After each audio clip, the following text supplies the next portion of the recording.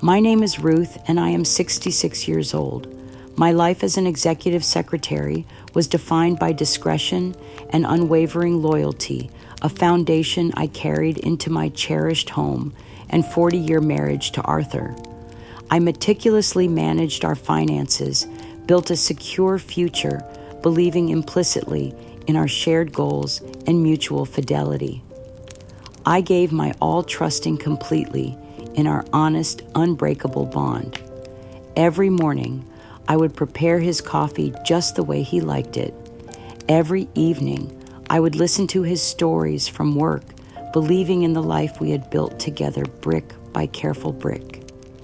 Then, weeks after Arthur's passing, a stranger, Diane, appeared at my doorstep, brazenly revealing herself as his long-term mistress, presenting photos of intimate moments I thought belonged only to us, and demanding his estate. More devastatingly, she revealed my son Mark knew about the affair for years, helping Dad conceal it from me. A soul-crushing double betrayal from my deceased husband, whose hidden life mocked our entire marriage, and from my only son, who chose to lie to my face for years. My entire family foundation was nothing but a fabrication. Yet as Mark defensively tried to gaslight me, and his wife Laura reinforced his deceit, a secretary's keen eye ignited a cold fury within my broken heart.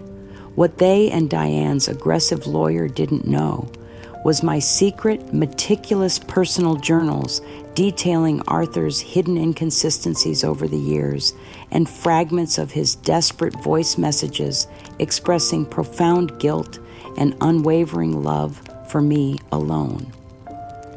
This time, their insidious deception wouldn't just unravel. It would expose the full extent of Arthur's double life, protect my legacy, and force my son's accountability, but at a painful, unimaginable cost to all I held dear. The morning after Diane's shocking revelation, I drove to Mark's house with trembling hands, gripping the steering wheel. My heart pounded as I knocked on the familiar door where I had celebrated countless holidays, birthdays, and family gatherings. When Mark opened it, his face immediately hardened. He knew why I was there. "Mom, come in quickly," he whispered, glancing nervously at the neighbors. "Laura's here too. We need to talk." Inside their pristine living room, the same room where I had rocked my grandchildren to sleep, I faced my son and daughter-in-law.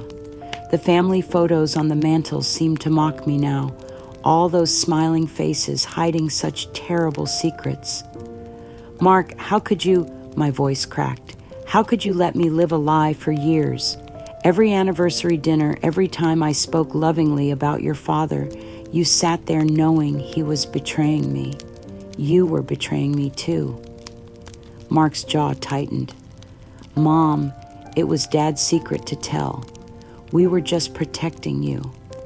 You wouldn't have understood. Dad said it was for the best. You're making too big a deal out of this. It's not our fault Dad had a past, and we tried to spare you the pain." Laura stepped forward, her voice dripping with condescension. "Honestly, Ruth, some truths are better left buried. You're being hysterical. This whole situation would ruin the family's name. Think about what people will say. Think about Mark's reputation at work." Before I could respond, Mark's phone buzzed. His face paled as he read the message. "It's from Mr. Jenkins, Diane's lawyer. He wants to meet with us immediately." Within hours, our private family tragedy became a legal battlefield. Mr. Jenkins, a sharp-faced man in an expensive suit, had somehow convinced Mark and Laura to meet at his downtown office.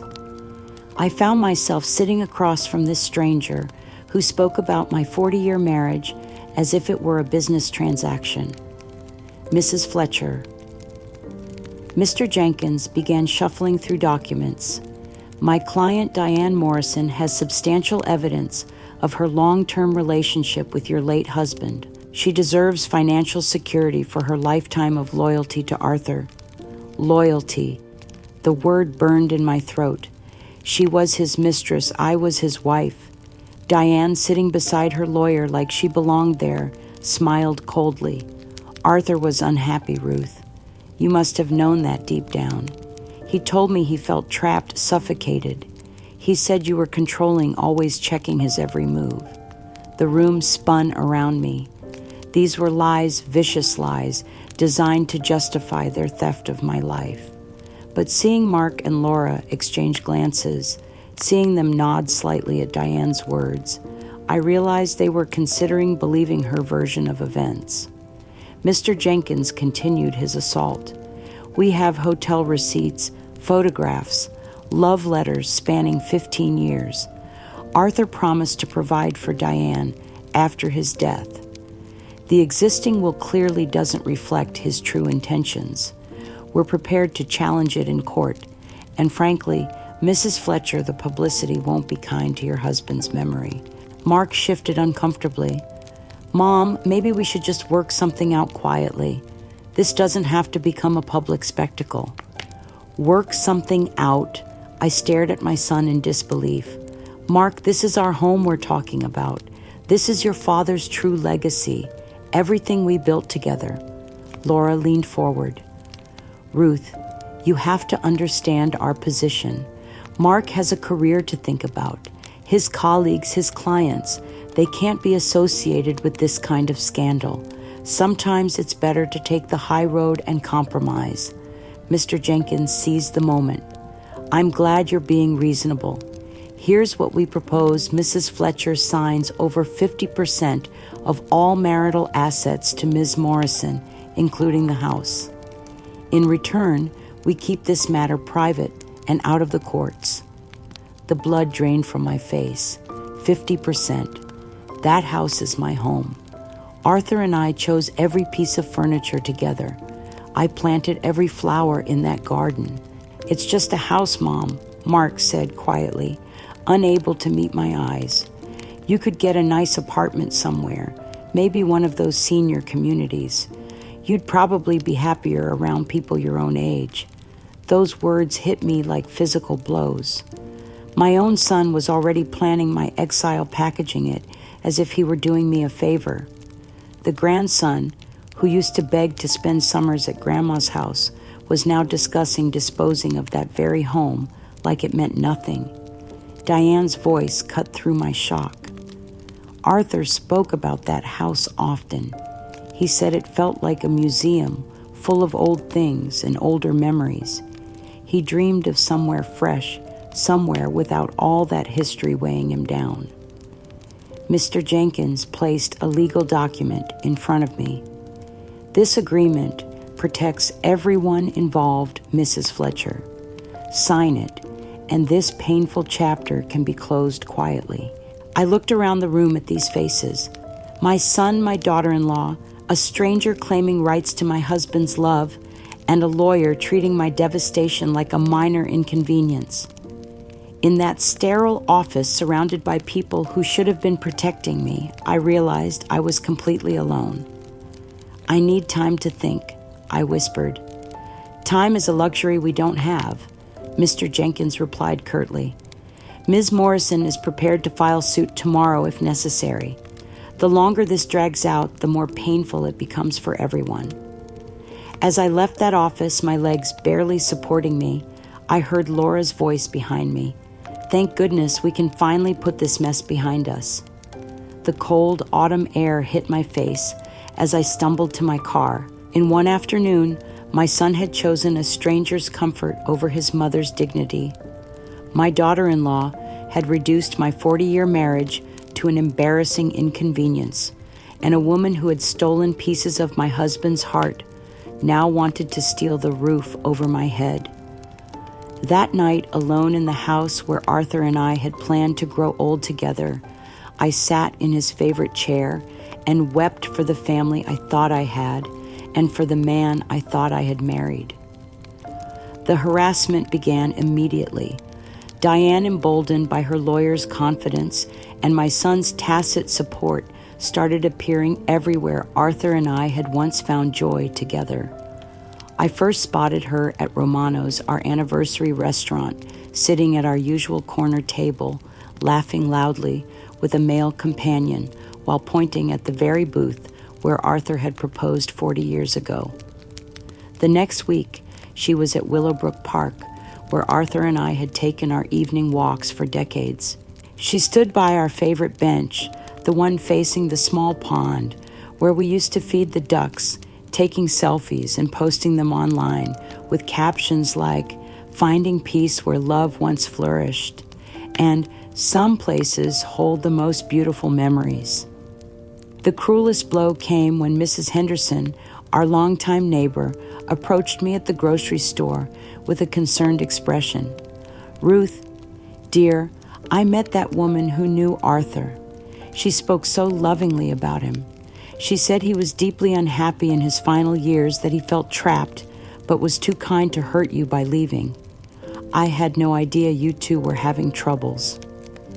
My hands shook as I gripped my shopping cart. Diane was systematically rewriting the story of my marriage, turning Arthur into a tragic figure and me into the villain who had imprisoned him, and people were believing her. Mr. Jenkins escalated his psychological warfare by questioning the validity of Arthur's will in local legal circles. Word spread quickly in our small community. He implied to anyone who would listen that Arthur had been unduly influenced by a controlling wife, and that his true wishes were being suppressed by my stubborn refusal to accept reality. The breaking point came when I overheard a phone conversation that shattered the last of my naive hopes. I had gone to Mark's house unannounced, hoping to have a calm, private conversation with my son. As I approached the front door, I heard Laura's voice through the open kitchen window, sharp and calculating. "We just need to manage Ruth properly, Mark. Arthur's legacy must remain untarnished for your sake and the children's. Think about what this could do to your promotion prospects if it gets messy. Diane is just a necessary evil we have to deal with. Once Mom signs over the assets, Diane will disappear, and we can control the narrative about Dad's reputation." Mark's response was barely audible, but it cut through me like ice. I know. Mom's being dramatic as usual. She always made everything about herself. Dad probably did need some escape from that." I stood frozen on their front steps, my own son's words, confirming my worst fears. They weren't trying to protect me from painful truths. They were protecting themselves from inconvenient complications. Arthur's memory mattered to them only as it affected their social standing and financial future.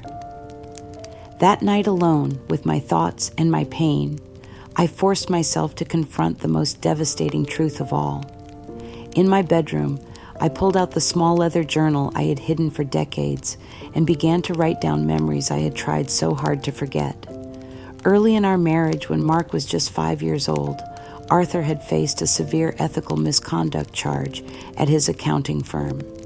He had been accused of misappropriating client funds and falsifying records. The evidence seemed overwhelming, and criminal charges were being considered.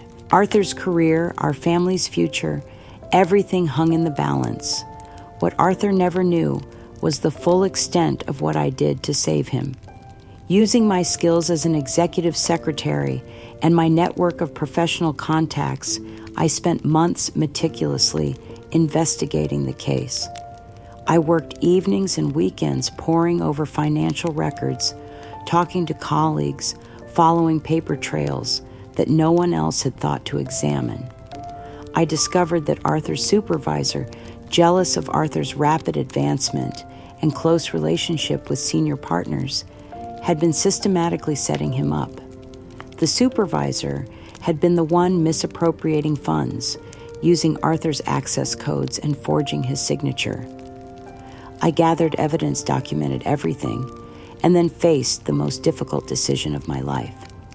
To expose the truth meant risking my own career and potentially putting myself in danger from a desperate, cornered criminal. But to remain silent meant watching my husband go to prison for crimes he didn't commit. I chose Arthur as I always had. I couldn't present the evidence directly without revealing my investigation, which could have been seen as tampering or interference. Instead, I carefully orchestrated a series of anonymous tips and strategic conversations that led the right people to the right conclusions. I guided the investigation from the shadows, sacrificing months of my own professional advancement and taking enormous personal risks. Arthur was eventually cleared. When the truth came to light, his supervisor was prosecuted, and Arthur's career resumed its upward trajectory. But I never told him what I had done. I never sought credit or recognition. I let him believe he had weathered the storm through his own strength and integrity. For 40 years, I had carried this secret, this monumental sacrifice that had shaped our entire future. I had given up promotions, opportunities, pieces of my own identity to build the foundation upon which Arthur's success and our family's security rested. And now discovering that while I was protecting him, honoring him, sacrificing for him, he was building an entirely separate life with another woman. It was an unbearable irony that made mockery of everything I had believed about our love.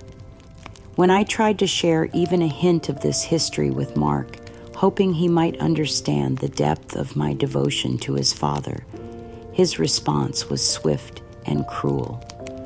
"Mom, you're always trying to control Dad's story, even now that he's gone. Just let it go.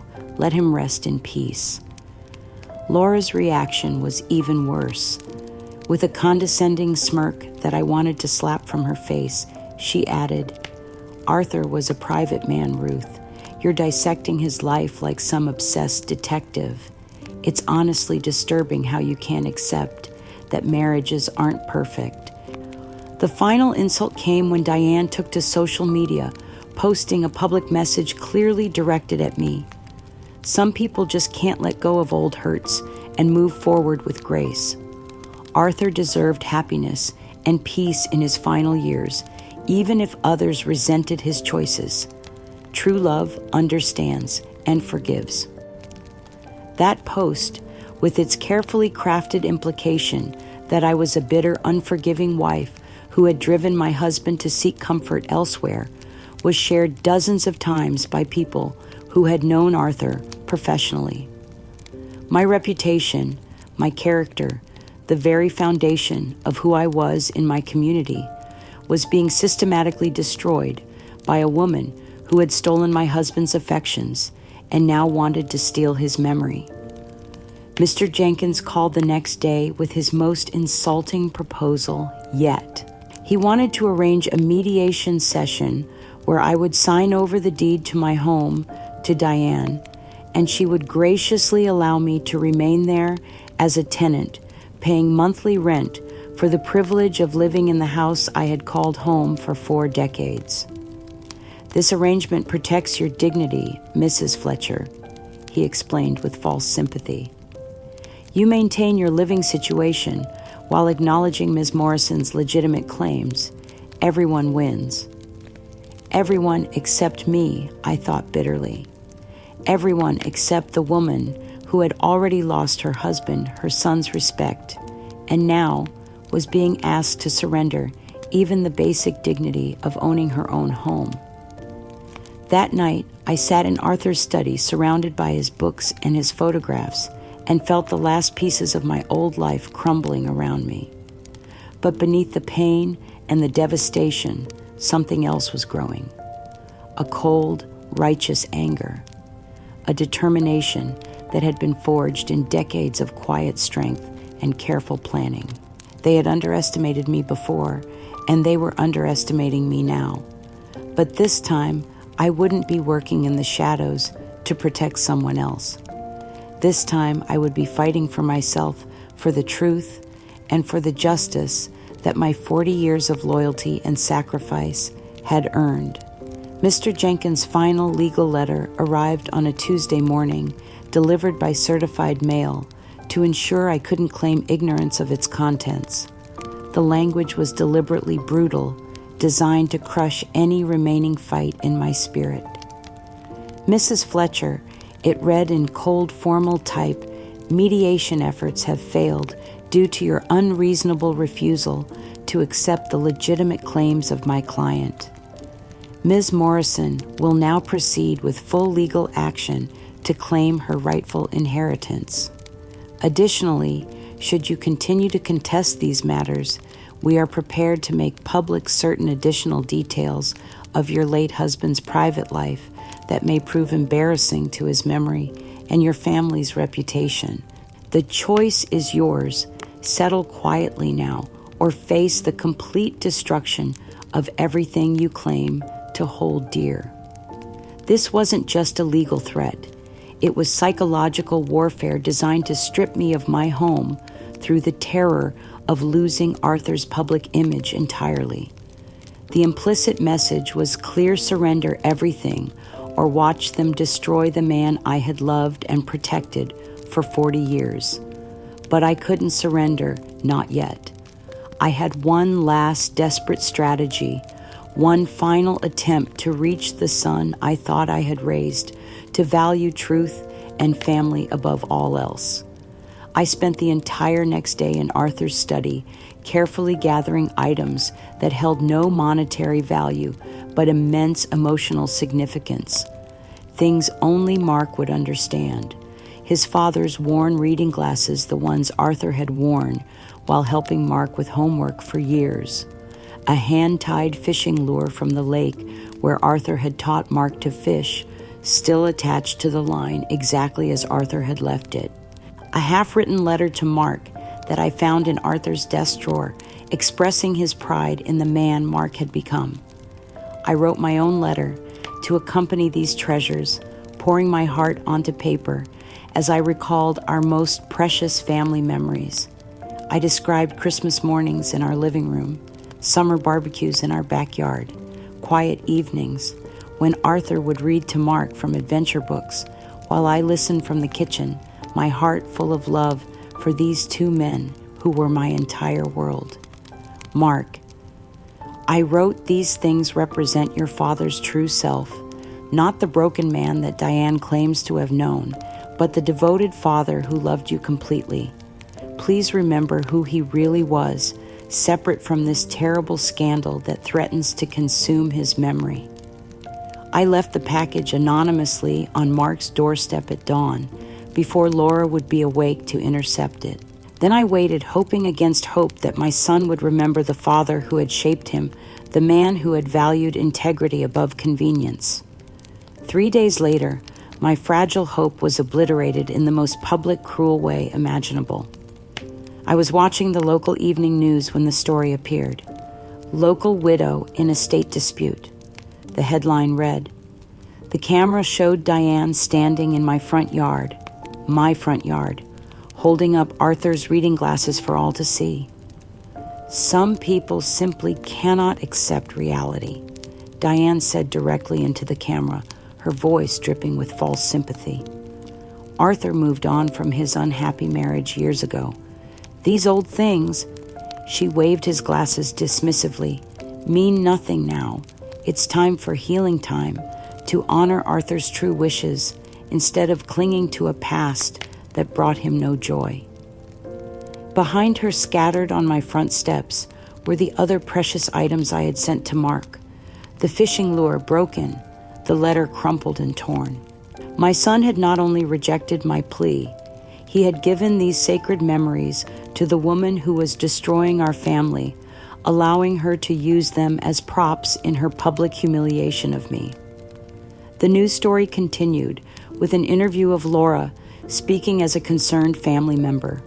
Ruth is struggling with acceptance. Grief affects people differently, and unfortunately, some become obsessed with rewriting history. We're hoping she can find peace and move forward. In less than 5 minutes, local television had branded me as a mentally unstable, bitter old woman, clinging to delusions about a marriage that had never been real. The final destruction of my dignity was complete, orchestrated by the son I had raised and the daughter-in-law I had welcomed as my own child. That night, as I sat in the darkness of my violated home, my phone buzzed with a text message from Diane. "It's all over, Ruth. Arthur chose me. Your memories mean nothing now. Time to pack." But the psychological torture wasn't finished. Over the following days, Laura called mutual acquaintances, former neighbors, even people from my old workplace, spreading carefully crafted rumors about my mental state. "Ruth's having a difficult time accepting Arthur's death," she would say with practiced concern. "She's become obsessed with his past, making up stories, refusing to face reality. We're worried about her stability." The isolation was complete and devastating. Friends began avoiding me. Neighbors stopped making eye contact. Even my pharmacist looked at me with pity when I came in for my blood pressure medication. I had become a cautionary tale, the crazy widow who couldn't let go of her dead husband.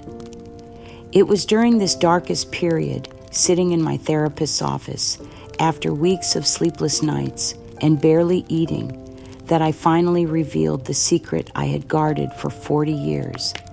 The truth that made Arthur's betrayal not just painful, but absolutely devastating. "Dr. Sarah," I whispered, my voice barely audible, "there's something I've never told anyone.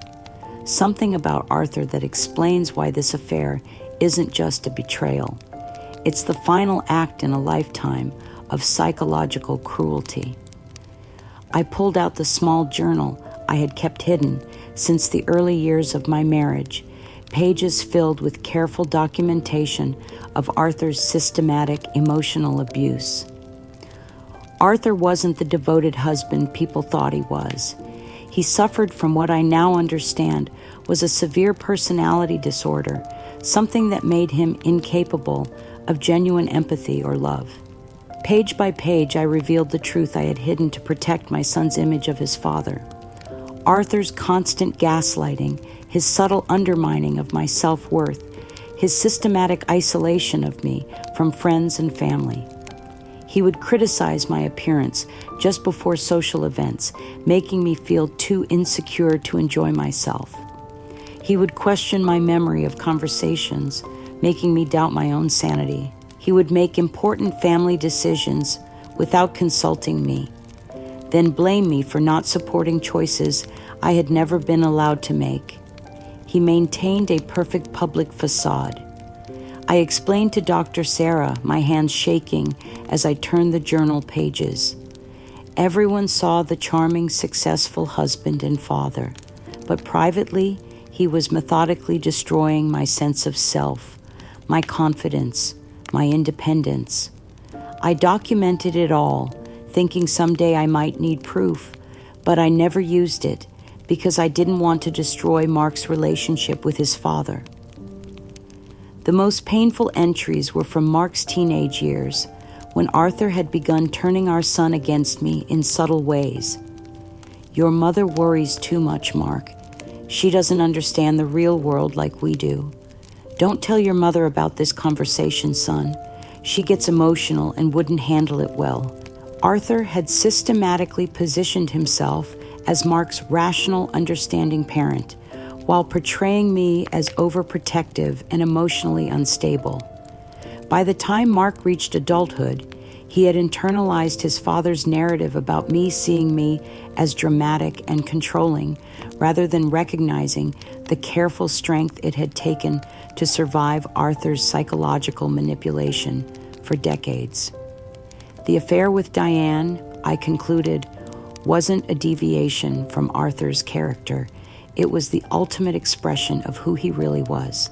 A man who could lie to his wife's face every day for 15 years, who could turn his son into an unwitting accomplice, who could systematically destroy someone's sense of reality while maintaining his public image as a devoted family man. Dr. Sarah sat in stunned silence for a long moment. "Ruth, this level of psychological abuse sustained over decades. The strength it took for you to survive this, to protect your son from this knowledge, to maintain your own sanity. I closed the journal feeling both relief and devastation at finally sharing this burden. The worst part is that even now, even after death, Arthur is still destroying me. Through Diane, through Mark's willingness to believe her version of events, through this entire legal battle that's turning me into the villain in my own life story. But as I sat in that therapist's office, finally speaking the truth about my marriage aloud, something shifted inside me. The same careful, methodical strength that had helped me survive 40 years of psychological manipulation was still there, still intact, despite everything Arthur and his allies had done to destroy it.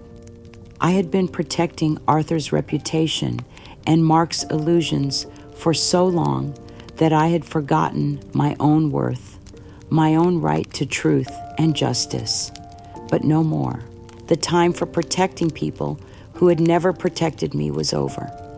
I looked up at Dr. Sarah, and for the first time in months, I felt a spark of the woman I used to be before Arthur began his systematic destruction of my spirit. I think it's time I stopped being a victim in my own story, I said quietly. I think it's time I started fighting back. But fighting back proved more difficult than I had imagined, because Diane was far from finished with her campaign to destroy me.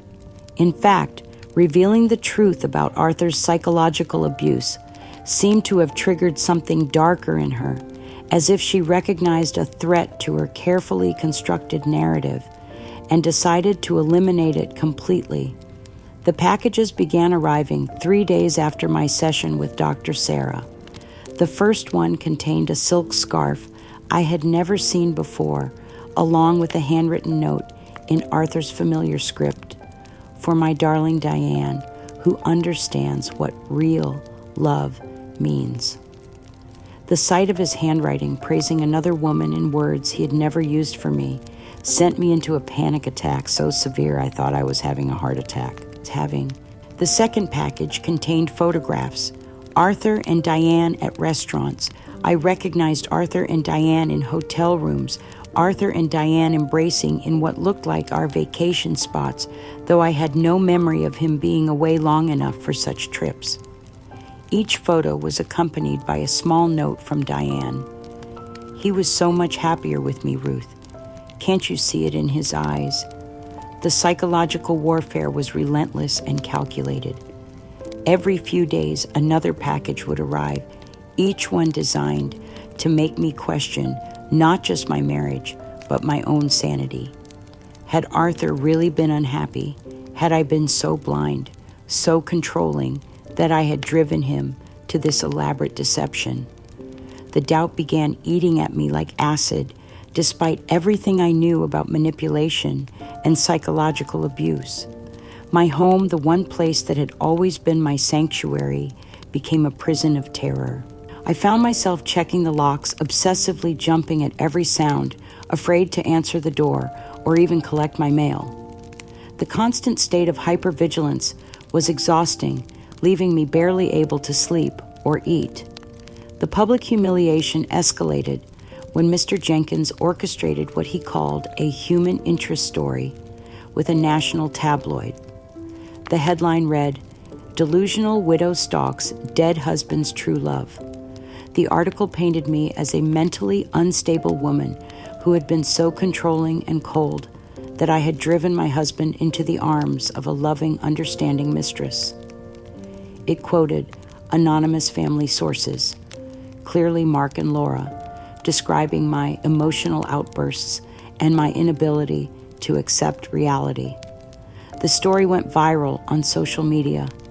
Strangers from across the country began commenting on my life, calling me pathetic, suggesting I needed psychiatric help, sharing the article with cruel commentary about bitter old women who couldn't let go.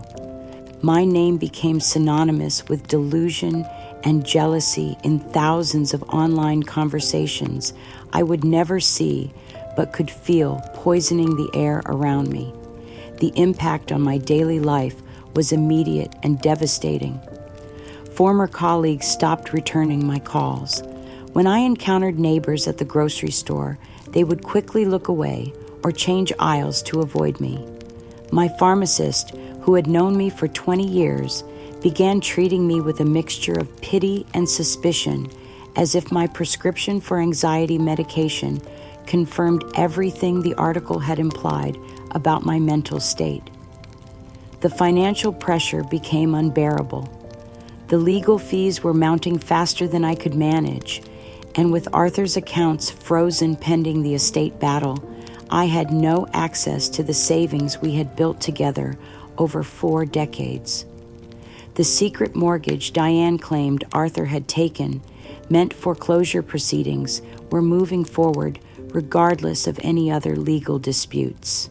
I was forced to sell my jewelry first: my engagement ring, my grandmother's pearls, the emerald earrings Arthur had given me for our 20th anniversary. Each sale felt like selling pieces of my own identity, my own history.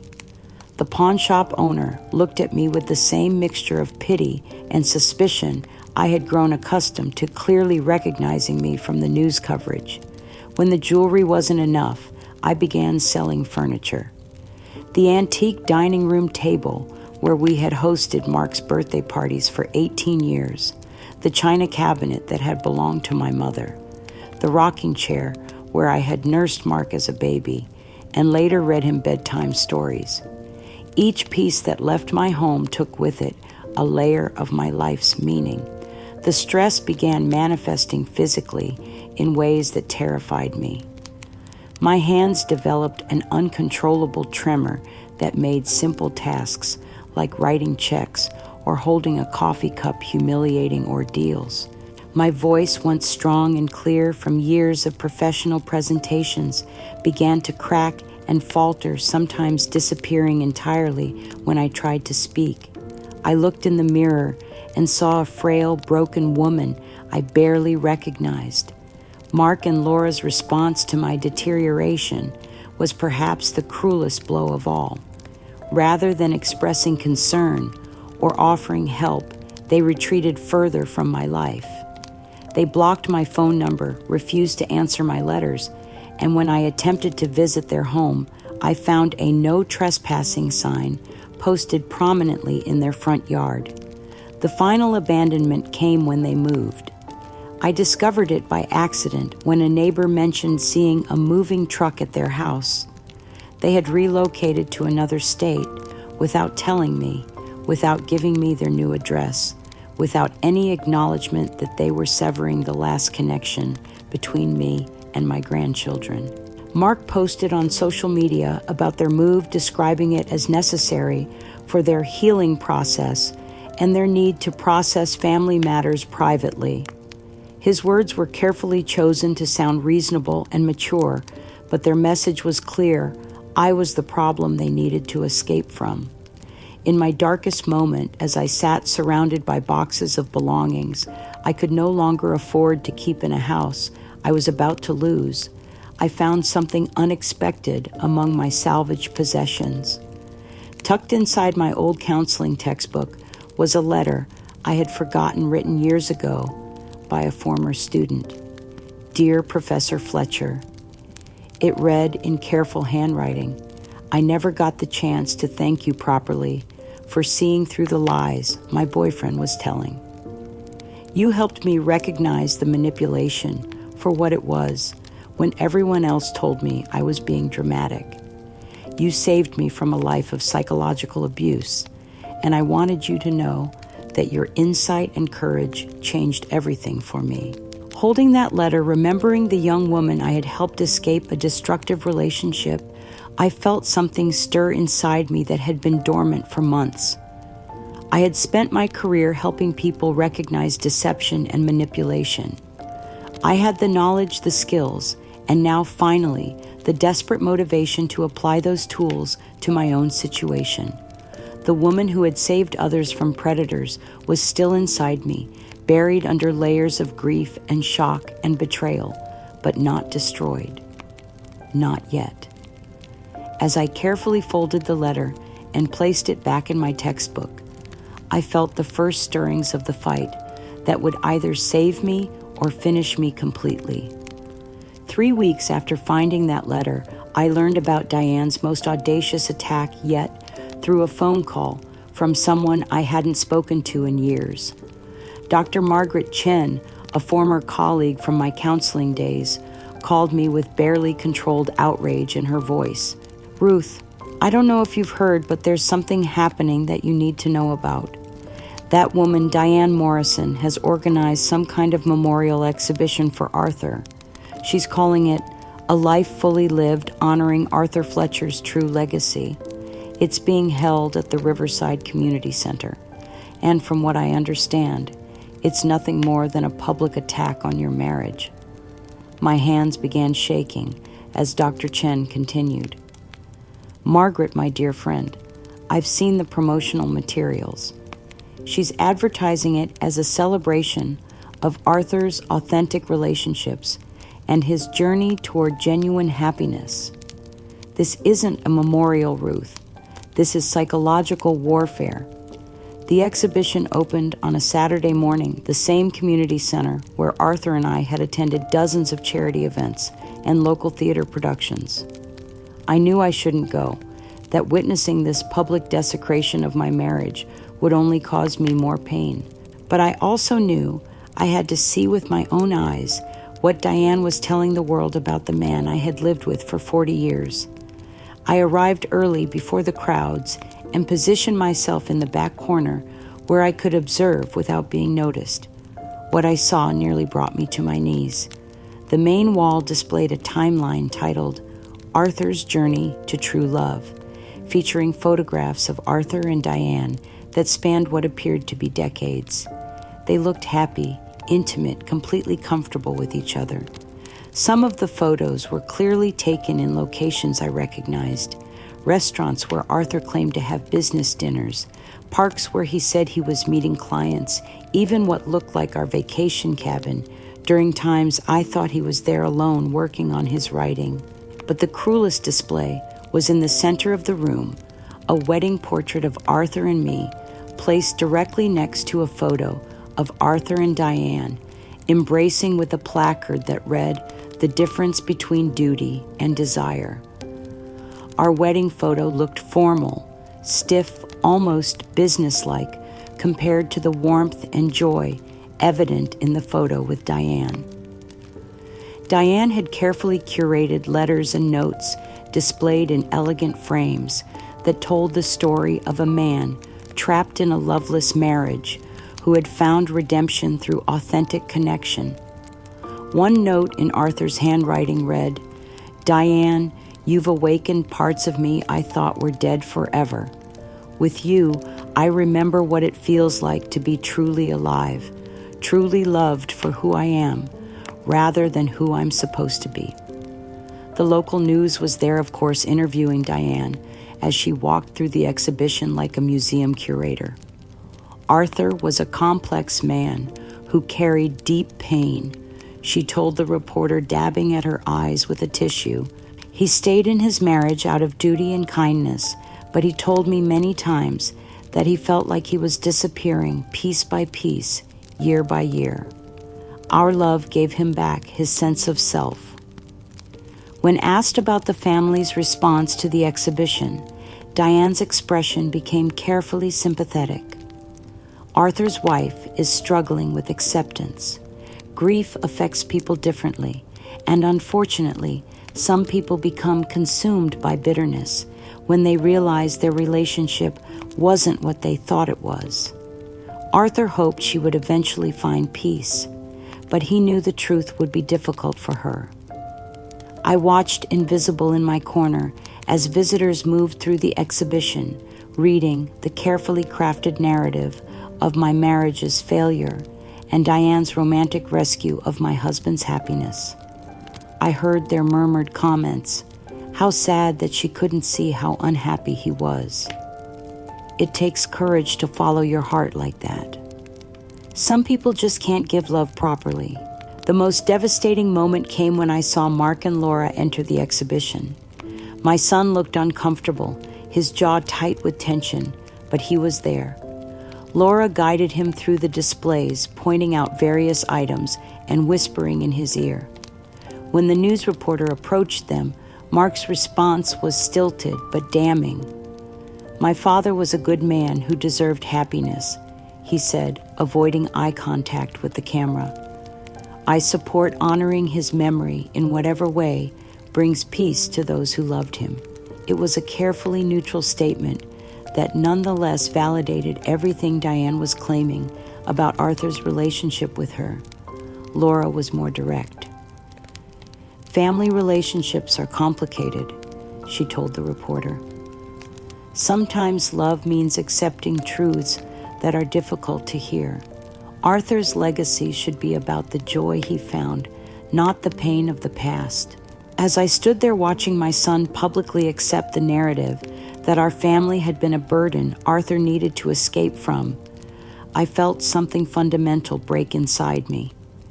The last thread connecting me to the life I thought I had lived snapped completely. But just as I was about to collapse under the weight of this public humiliation, I heard a familiar voice behind me. "Ruth Fletcher, is that you?" I turned to see Dr. Patricia Williams, a grief counselor I had worked with years ago during my consulting days. Her face showed immediate concern and recognition, not just of who I was, but of what I was experiencing. "Patricia," I whispered, barely able to speak. She took my arm gently but firmly, guiding me toward the exit. "We need to talk, Ruth. What I'm seeing here, what this woman is doing to you, this isn't grief or memorial. This is systematic psychological abuse, and I recognize it because I've seen it before." As we left the community center together, Patricia's words began to penetrate the fog of devastation that had consumed me. "Ruth, in my 30 years of grief counseling, I've seen manipulative people use public sympathy as a weapon.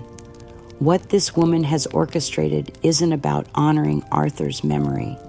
It's about destroying yours." For the first time in months, I wasn't completely alone. Someone with professional credibility had witnessed Diane's tactics and recognized them for what they were. As Patricia helped me into her car, I realized that while I had lost my family, my reputation, and my home, I hadn't lost my ability to fight back.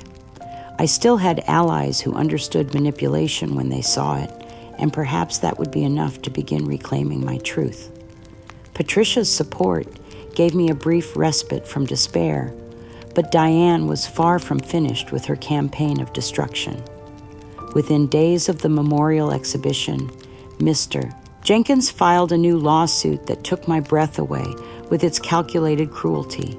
The suit accused me of intentional infliction of emotional distress and defamation of character, claiming that my persistent harassment of Diane and my false accusations about Arthur had damaged her reputation and caused her severe psychological trauma.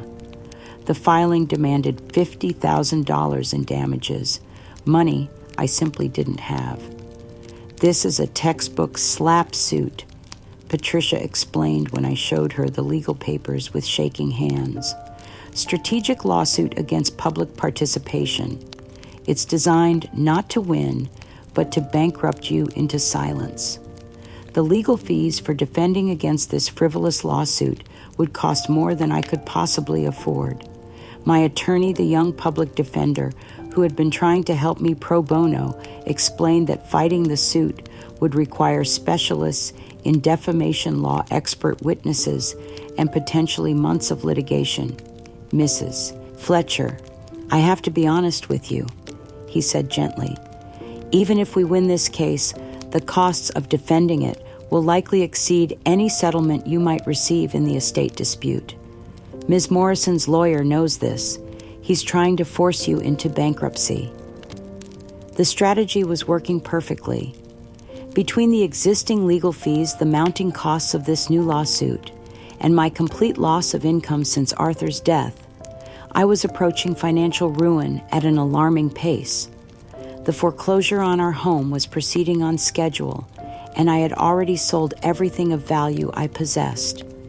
The most humiliating blow came when I received an eviction notice from Sunset Manor, the modest senior living facility where I had moved after selling my furniture. The notice cited complaints from other residents about disruptive behavior and mentioned concerns about my ability to maintain a peaceful community environment. I knew immediately that Diane was behind this. Through careful inquiry, I discovered that she had been calling the facility's administration, expressing concern about my mental state and suggesting that my presence was disturbing other residents. She had positioned herself as a caring family friend who was worried about my welfare while systematically undermining my housing security. The manager, Mrs. Henderson, called me to her office with obvious discomfort. "Mrs. Fletcher, we've received several calls about your situation. There are concerns that you might be struggling with some emotional difficulties that could affect our community atmosphere." "What exactly have people said about me?" I asked, though I already knew the answer.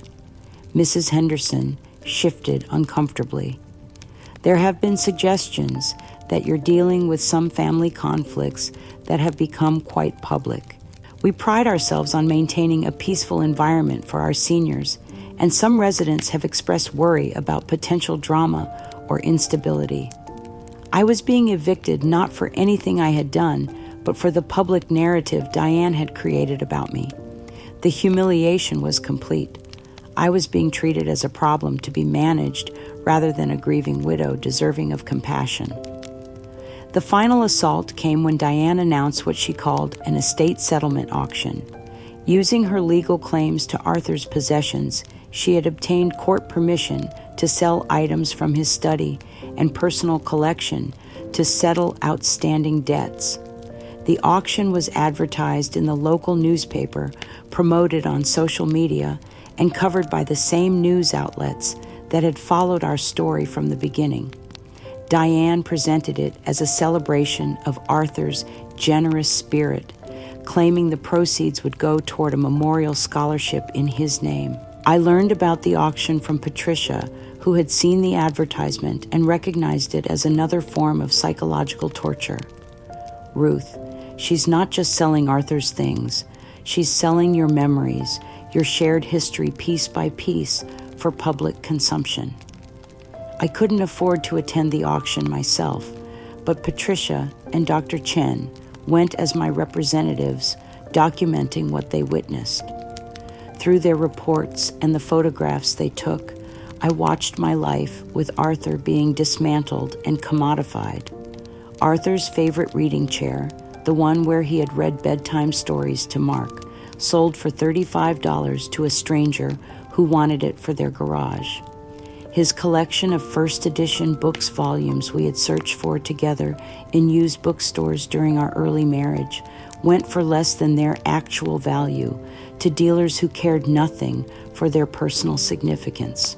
Most devastating of all was watching family photographs, pictures of Mark's childhood, our anniversary celebrations, family vacations, being sold in lots to people who bought them simply for the frames.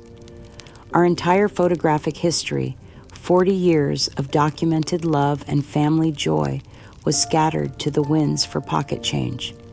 Mark and Laura made no effort to attend the auction or to preserve any family mementos. When reporters asked them about the sale of their father's possessions, Laura issued a brief statement. "These are material things. Arthur's true legacy lives in the love he shared with those who truly knew him." The implication was clear. I had not truly known my own husband, and therefore had no legitimate claim to grieve the loss of our shared possessions. The stress of watching my entire life being systematically dismantled took a severe toll on my already fragile health. The trembling in my hands became so pronounced that I could barely sign my name. My voice, already weakened by months of anxiety, began failing me entirely during moments of stress. I looked in the mirror and saw a woman who appeared to be dying from the inside out. The breaking point came on a Tuesday morning when I tried to visit my doctor for a routine prescription refill. As I sat in the waiting room, I overheard 2 other patients discussing my case with the casual cruelty that comes from consuming someone else's tragedy as entertainment. Did you see that auction story? All those beautiful things sold for nothing because that poor woman was too delusional to appreciate what she had. I heard the family had to move away because she was stalking them. Some people just can't accept when a marriage is over. I stood up abruptly, intending to leave before I heard any more, but the sudden movement combined with my weakened state caused me to collapse. The last thing I remembered was the concerned voices of strangers calling for help, and the horrible irony that the people who were rushing to aid me were the same ones who had been discussing my disgrace moments before. I woke up in the cardiac unit of the local hospital, connected to monitors, and surrounded by the antiseptic smell of medical intervention. Dr. Martinez, the attending physician, explained that I had suffered what appeared to be a stress-induced cardiac event, though the tests were still ongoing. Mrs. Fletcher, your body is showing signs of severe prolonged stress. Your blood pressure is dangerously elevated, and you're showing symptoms of acute anxiety disorder. We need to keep you here for observation and treatment. As I lay in that hospital bed, feeling weaker than I had ever felt in my life, I experienced something unexpected. A memory surfaced, vivid and complete, of a conversation with Arthur just weeks before his death. In my fragile state, the memory felt like a dream, but I knew it was real. Arthur had been on the phone in his study, speaking in hushed, urgent tones. I had heard fragments of the conversation through the door, but now in my hospital room, the complete exchange came flooding back with perfect clarity. Diane, you have to understand, I can't just change everything now. Ruth doesn't know about any of this, and I can't destroy her like that. No, I haven't signed anything permanent. The mortgage was supposed to be temporary, just to help you through your difficulties. I know what I promised, but things are more complicated than we thought they would be. I need more time to figure out how to handle this without destroying my family. Arthur's voice had been filled with panic guilt and something I now recognized as genuine remorse. He hadn't been the calculating manipulator Diane portrayed, nor the devoted secret lover she claimed he was. He had been a weak man who had gotten in over his head and was desperately trying to find a way out without hurting the people he actually loved. This memory, this final piece of truth about Arthur's real feelings, ignited something in me that months of abuse hadn't been able to extinguish. As I lay in that hospital bed, physically broken but mentally clearer than I had been in months, I realized that I still had one weapon Diane didn't know about: the complete security camera recordings from Arthur's study, including the audio that had captured his final desperate conversations about his regret and his love for me. The fight wasn't over. In fact, it was just beginning. Recovery from my cardiac episode took weeks, but my mind was sharper than it had been in months. The memory of Arthur's panicked phone conversation had unlocked something crucial, not just the knowledge that he had genuinely loved me despite his affair, but the realization that I had concrete evidence of his true feelings in those security recordings. From my hospital bed, with the help of a compassionate nurse named Jennifer, who had been following my story in the news with growing alarm, I managed to create something I hoped would finally reach my son. Using Jennifer's phone to record myself, I made a raw emotional video message that laid out everything I had discovered. Mark, I began, my voice still weak but determined. I know you think I've lost my mind, but I need you to hear this. Your father wasn't the man Diane is portraying, but he also wasn't the villain I've been making him out to be in my pain. He was a confused, frightened man who got trapped in a situation he didn't know how to escape from. With Jennifer's help, I played portions of the security camera audio that captured Arthur's final conversations with Diane. His voice was clear. "I can't do this to Ruth Diane. I won't destroy my marriage, not like this. The mortgage was a mistake, a moment of weakness when you said you were desperate. But I can't formalize anything more. I won't leave her with nothing." In another recording, even more revealing, "Ruth has been my partner for 40 years, Diane. Whatever we have together, whatever I've felt for you, it doesn't erase the life she and I built. I can't repay her devotion by destroying her security. I won't sign over the house. I won't change my will. If you can't accept that, then we need to end this." The recordings painted a picture of a man who was guilty of betrayal, but not of the callous abandonment Diane claimed. Arthur had been trying to extricate himself from the affair while protecting me from its consequences. His death had simply prevented him from completing that process. "Mark, your father loved me," I concluded in the video. "He was weak, he made terrible choices, but he never intended for me to lose everything. Diane is using his death to claim things he never promised her, and she's destroying our family to get them." Jennifer helped me package the video along with copies of the most damning audio recordings and detailed documentation of Diane's systematic harassment. We addressed it to Mark's old address, hoping it would be forwarded, and sent it through a private messenger service to ensure it reached him directly. For 48 hours, I allowed myself to hope, perhaps hearing his father's actual voice. His father's genuine love and concern for me would awaken something in Mark. Perhaps the son I had raised would finally see through Diane's manipulation and remember who his mother really was. My hope was shattered when Jennifer rushed into my room with her tablet, her face pale with shock. "Mrs. Fletcher, you need to see this. Something terrible has happened to your video." The same gossip news program that had covered Diane's memorial exhibition was running a breaking story. Dying widow's delusional rant goes viral. They were playing my video, but it had been heavily manipulated. My voice sounded slurred and confused. The audio recordings were distorted with added ominous background noise, and strategic edits made my words sound paranoid and disconnected from reality. The anchor introduced the segment with false sympathy.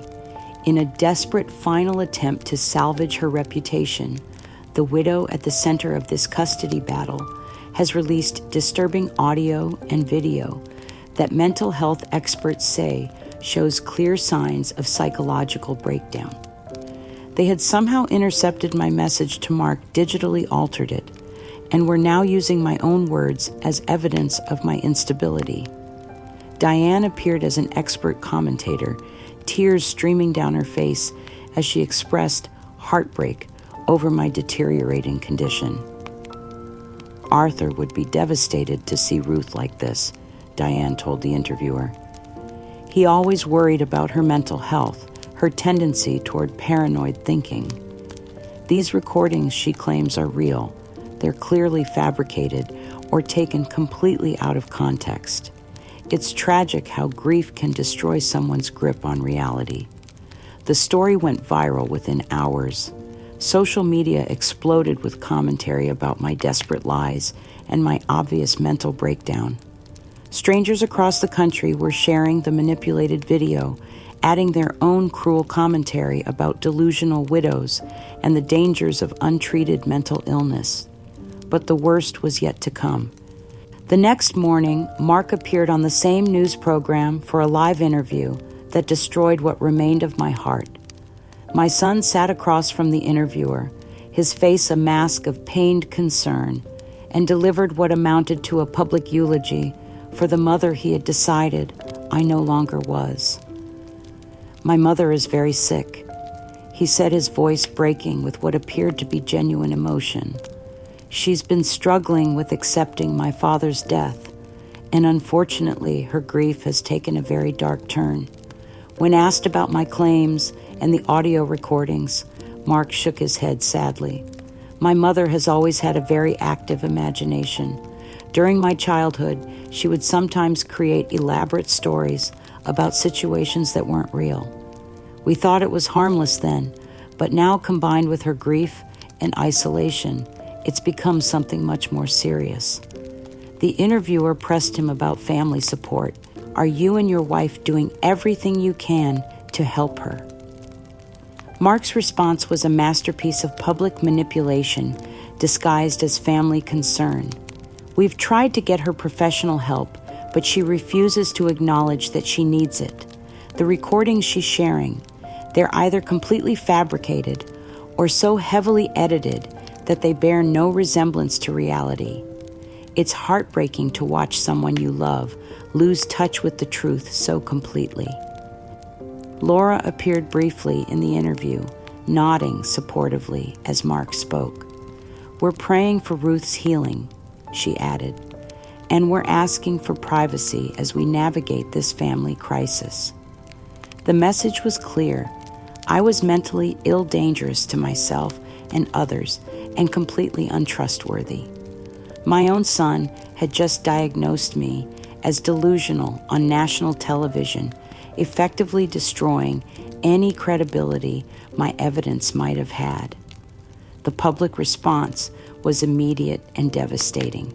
The comment sections of every article about the interview were filled with expressions of sympathy for Mark and Laura, admiration for their patience with such a difficult family member, and cruel speculation about my mental state. But in the midst of this complete destruction of my reputation and my relationship with my son, an unexpected ally emerged. Jennifer, the nurse who had helped me create the original video, had been documenting everything she witnessed during my hospital stay. She had taken detailed notes about Diane's visits, Mark and Laura's behavior, and the pattern of psychological abuse she had observed. Mrs. Fletcher, Jennifer said as she helped me prepare for discharge, I've been a nurse for 15 years, and I've seen families in crisis before. What I've witnessed here isn't family conflict. It's systematic elder abuse. I've contacted your attorney, and I'm prepared to testify about everything I've seen. Jennifer's willingness to speak truth in the face of public opinion gave me the first glimmer of hope I had felt in weeks. While my son had abandoned me and my reputation lay in ruins, there were still people in the world who could recognize abuse when they saw it, people who were willing to stand up for the truth, even when it wasn't popular. As I left the hospital, weaker in body but stronger in resolve, I knew that the final battle was approaching. Diane had played all her cards, Mark had made his choice, and the public had rendered their verdict. But I still had evidence, I still had allies, and I still had the fundamental truth on my side.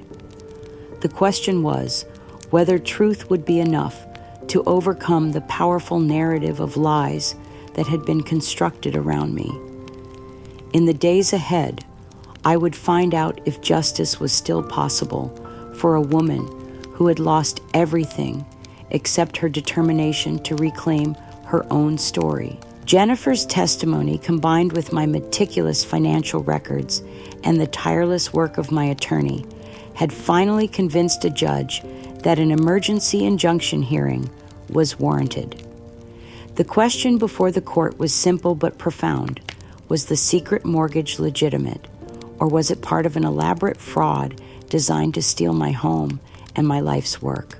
The courthouse was packed that morning, filled with reporters, curious citizens who had followed my story in the media, and a handful of supporters who had begun to see through Diane's carefully constructed narrative.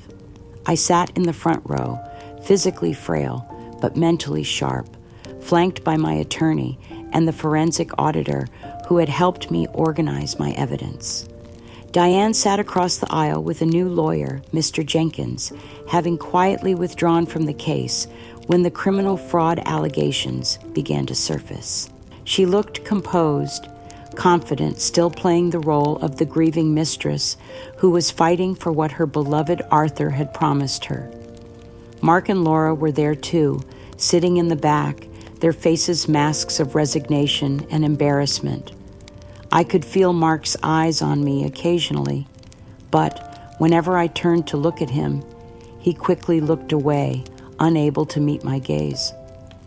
My attorney rose to present our case, beginning with the financial evidence that showed the mortgage had been obtained through forged documents and false representations.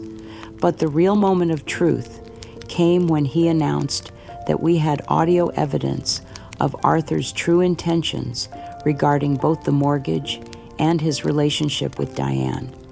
Your Honor, my attorney said, the plaintiff has in her possession security camera recordings from her home that include audio of the deceased's private conversations. These recordings provide definitive proof of his actual intentions and state of mind regarding the claims made by the defendant. The courtroom fell silent as the first recording began to play. Arthur's voice filled the space, clear and unmistakable, speaking to Diane in a tone I had never heard him use with me, panicked, guilty, desperate. Diane, you have to understand, I can't just change everything now. Ruth doesn't know about any of this, and I can't destroy her like that. She's been my partner for 40 years. Whatever mistakes I've made, whatever I've done, I can't leave her with nothing. The recording continued, Arthur's voice growing more strained. No, I haven't signed anything permanent. The mortgage was supposed to be temporary, just to help you through your difficulties. I told you that from the beginning. I know what I promised when we started this, but things are more complicated than we thought they would be. Diane's face had gone pale, but she maintained her composure as Arthur's voice revealed the truth of their relationship. I need more time to figure out how to handle this without destroying my family. Ruth has sacrificed everything for me, for us. I can't repay that by leaving her homeless and broken. The most damaging recording came last a conversation that took place just days before Arthur's death. Diane, I've made up my mind. I can't go through with changing the will or signing over the house. The mortgage was a mistake, a moment of weakness when you said you were desperate. But I won't formalize anything more. I won't leave Ruth to discover all of this after I'm gone. She deserves better than that. The courtroom was completely silent as Arthur's voice faded. In those recordings, my husband wasn't the devoted secret lover Diane had portrayed, nor was he the callous villain I had sometimes imagined in my darkest moments. He was a weak, guilty man who had gotten trapped in a situation he didn't know how to escape, but who ultimately chose to protect the woman he had been married to for 4 decades. When the recordings ended, Diane's careful composure finally shattered. She stood up abruptly, her voice rising to a near shriek. Those recordings are fake. They're edited. Arthur loved me. He promised me everything he was going to leave her. Her lawyer tried to calm her, but Diane was beyond reason. Ruth is a liar. She's manipulated everything Arthur hated her. He told me so. He was trapped miserable, dying inside because of her. The judge called for order, but Diane continued her rant, revealing the depth of her delusion and malice to everyone present. She's stolen my life. Arthur was mine. He chose me. That house should be mine. Everything should be mine. Security had to restrain her as she screamed accusations and threats, her mask of respectability completely destroyed. In that moment, everyone in the courtroom could see exactly what I had been fighting against. Not a grieving mistress seeking justice, but a manipulative predator who had used my husband's weakness to try to destroy his family. But the most devastating moment wasn't Diane's breakdown. It was watching my son's face as he heard his father's voice telling the truth about their relationship. Mark had been sitting rigidly upright, But as Arthur's words filled the courtroom, I watched him crumble. The father Mark had idealized the man he had defended against my accusations, was revealed to be neither the saint nor the villain anyone had imagined. Arthur was simply a flawed human being who had made terrible choices, but had ultimately tried to do the right thing for his family, even if it was too late. Mark's shoulders began to shake, then his whole body. He buried his face in his hands, and I could see him sobbing with a grief that went far beyond loss. It was the agony of discovering that everything he thought he knew about his family had been built on lies and half-truths. Laura sat frozen beside him, her face drained of all color, her social ambitions and carefully maintained image crumbling as completely as Diane's facade. She stared straight ahead, unable to look at me, unable to comfort her husband trapped in her own reckoning with the truth. When the judge finally restored order and Diane was removed from the courtroom, still screaming her denials, Mark slowly raised his head and looked at me directly for the first time in months.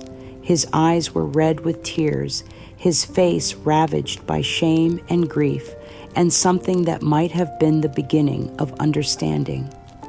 In that moment, looking at my broken son across a courtroom where the truth had finally been revealed, I felt a complex mixture of vindication and profound sorrow. I had been right about Diane's manipulation, right about Arthur's ultimate intentions, right about everything I had fought so hard to prove. But the cost of being right was higher than I had ever imagined. My husband's memory was forever tainted. My son was destroyed by his own complicity in my suffering, and my family was shattered beyond any hope of returning to what it had been. The truth had set me free, but it had imprisoned everyone else in the reality of what they had done and who they had chosen to believe. As the judge announced a recess to consider the evidence, I realized that winning this battle might cost me everything I had been fighting to save. The court's verdict came down 2 days later, swift and unequivocal.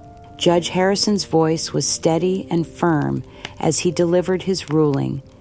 Based on the audio evidence presented, the forensic financial analysis, and the testimony of multiple witnesses, this court finds that the mortgage in question was obtained through fraudulent means and misrepresentation.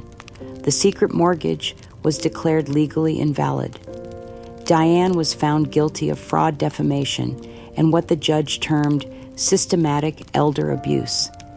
She faced a potential prison sentence of 5 to 10 years, massive financial restitution for my legal fees and emotional damages, and the complete destruction of her reputation. Her new attorney immediately announced plans to appeal, but the evidence was overwhelming.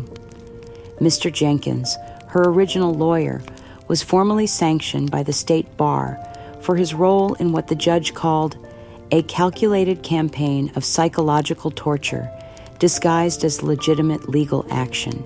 I sat in that courtroom listening to my vindication, feeling hollow rather than triumphant. Everything I had fought for was being restored to me: my home, my financial security, my reputation. But the family I had been fighting to protect was gone, scattered by the very truth that had saved me. Diane's final letter arrived 3 weeks later, delivered to my attorney's office from the county jail where she was awaiting sentencing. The handwriting was erratic, desperate, filled with the same delusions that had driven her campaign against me. "Ruth," it began, "you think you've won, but you've destroyed everything beautiful in this world. Arthur loved me with a passion you could never understand. He was trapped by duty, by your neediness, by your refusal to see that he had outgrown you decades ago. I gave him joy, real love, the kind of connection that made him feel alive again. You've turned that sacred bond into something dirty and criminal. But the truth remains, he chose me. In his heart, where it mattered, he chose me over you every single day for 15 years. The letter continued for pages, alternating between self-pity and rage, between begging for understanding and hurling vicious accusations. Reading it, I felt not anger, but a profound sadness for this woman who had convinced herself that stealing another woman's husband was an act of love rather than betrayal.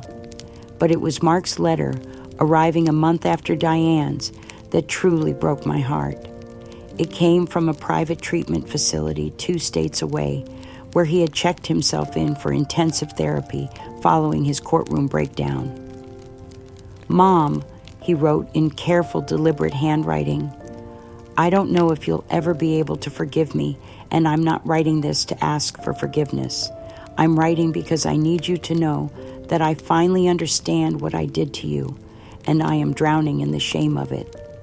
His letter was raw, brutally honest about his own failures and motivations.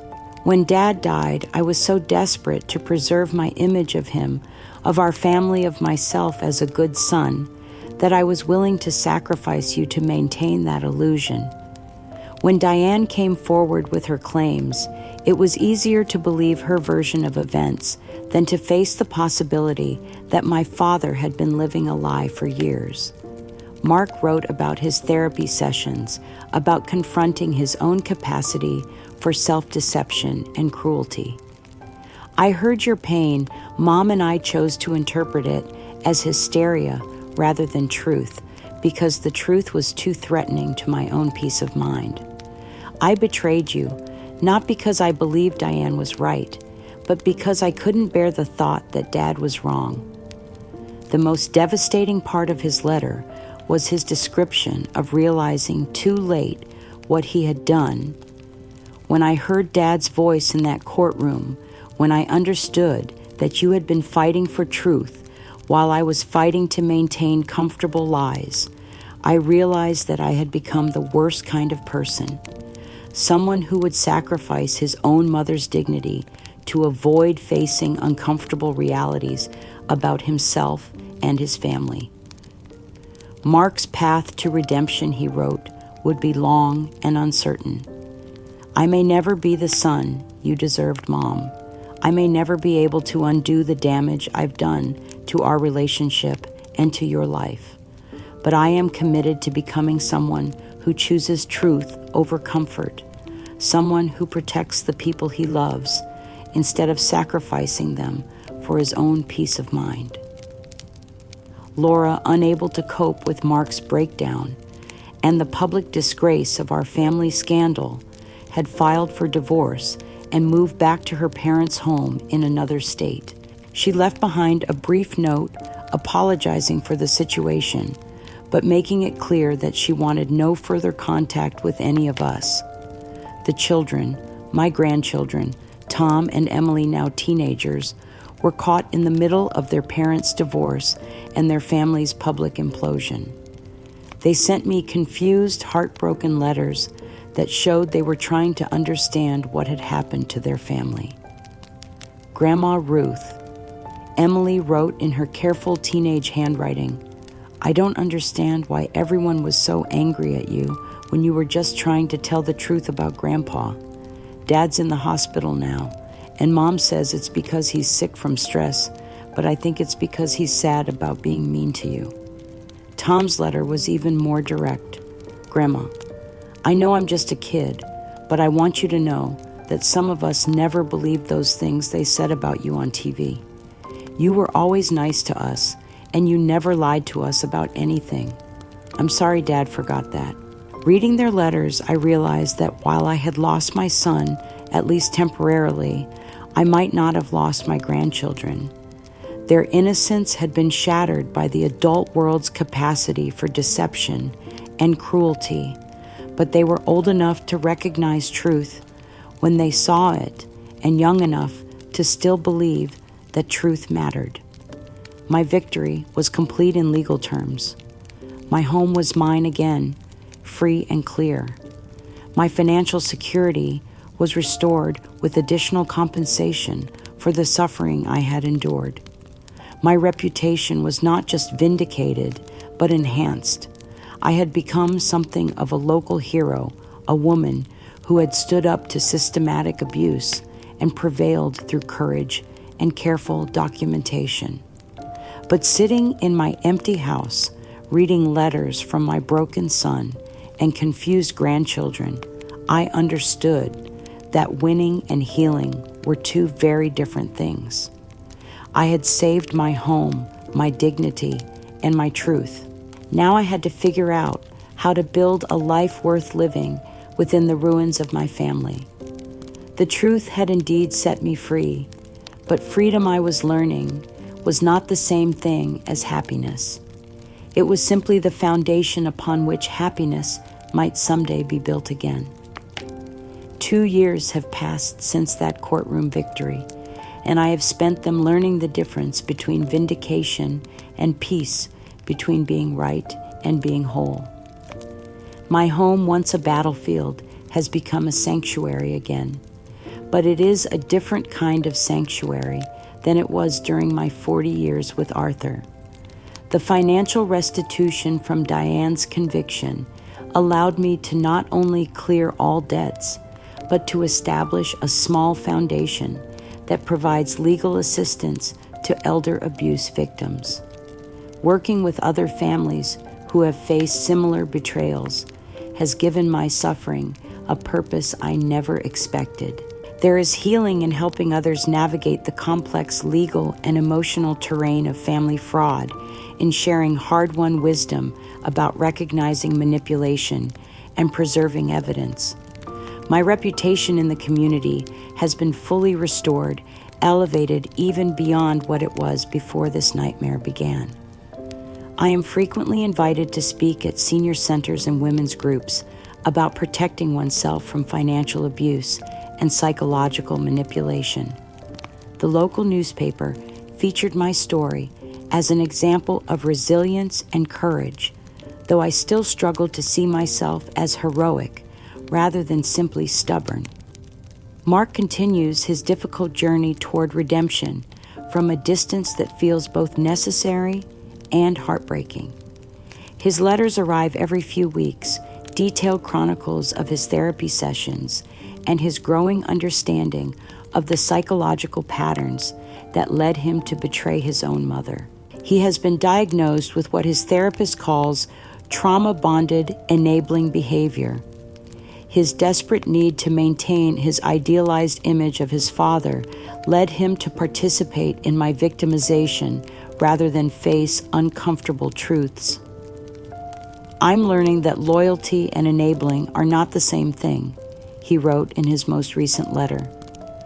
True loyalty would have meant protecting you from Dad's mistakes, not protecting Dad's memory at the cost of your dignity and peace. I chose the easier path, and it cost us both everything. Mark has asked tentatively if he might visit for Christmas this year. It would be our first face-to-face meeting since the courtroom, and I find myself both longing for and dreading the encounter. The mother in me wants to welcome him home with open arms, but the woman who survived systematic abuse knows that forgiveness must be earned through consistent behavior over time, not granted as an act of desperate hope. Laura remains absent from our lives, having remarried quickly, and apparently instructed her new husband to have no contact with our damaged family. I feel no anger toward her anymore, only a kind of sad understanding. She was always more concerned with appearances than with truth, and our family's public unraveling destroyed the social standing she had worked so hard to maintain. But my grandchildren have become the unexpected joy of this new chapter of my life. Tom and Emily, now 16 and 14, spend alternate weekends with me while Mark completes his treatment program. Their presence fills the house with the kind of authentic warmth it never had during the years when Arthur was leading his double life. Emily has inherited my organizational skills and helps me maintain the foundation's files taking pride in the work we do together. Tom, who has his grandfather's analytical mind, but his father's conscience, often asks me difficult questions about truth, loyalty, and the complexities of adult relationships. Grandma, he asked me recently as we worked in the garden, Arthur once tended, how do you forgive someone who hurt you so badly? I paused, considering the weight of his question. Forgiveness isn't about them, sweetheart.